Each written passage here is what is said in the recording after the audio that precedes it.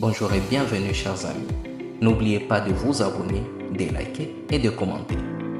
Aujourd'hui, nous allons explorer la Saint-Valentin, célébrer le 14 février, une fête dédiée à l'amour. Bien que beaucoup la considèrent comme une célébration des amoureux romantiques, nous nous interrogeons, est-elle exclusivement réservée aux partenaires romantiques? De plus, est-elle païenne ou chrétienne? Ensemble, découvrons l'histoire fascinante de cette fête et ses multiples significations. Au IIIe siècle après Jésus-Christ, l'empereur romain Claude II, connu sous le nom de Claude le Gothique, avait du mal à recruter des soldats. Pour y remédier, il interdit les mariages, spécifiquement pour le soldat romain. Il pensait que les hommes mariés étaient moins motivés à se battre et qu'ils seraient plus réticents à partir en campagne militaire. Cette interdiction visait donc principalement à augmenter le nombre de recrues disponibles pour l'armée. Cependant, un prêtre nommé Valentin a bravé cette interdiction. C'est ici que commence l'histoire courageuse de Valentin. Valentin a bravé cette interdiction en continuant à célébrer des mariages en secret. Il unissait des couples, y compris des soldats, malgré les risques d'être découvert et puni. Voilà pourquoi il sera emprisonné plus tard, puis exécuté le 14 février 269. Pendant que Valentin était en prison, il a posé un acte très important. Écoutez, il était sous la garde d'un geôlier nommé Astérus. Astérus lui demanda une faveur, c'est-à-dire guérir sa fille aveugle, nommée Julia. Et effectivement, Valentin guérit la fille et lui écrit une lettre signée Ton Valentin.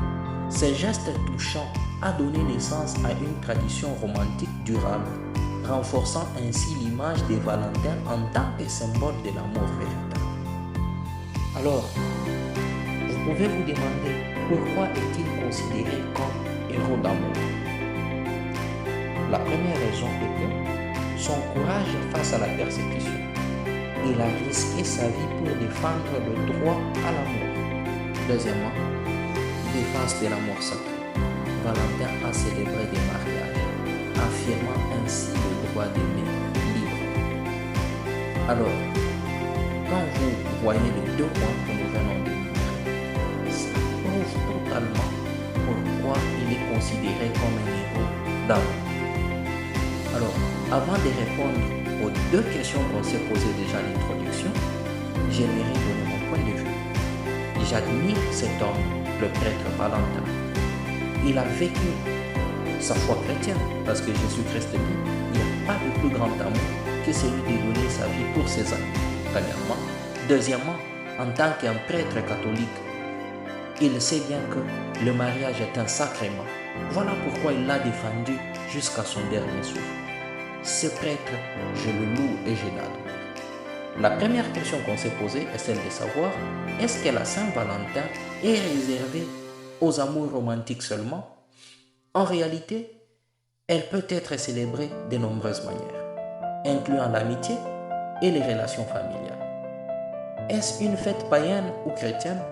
À vous de répondre dans les commentaires, parce que vous avez suivi l'histoire quand même avec nous.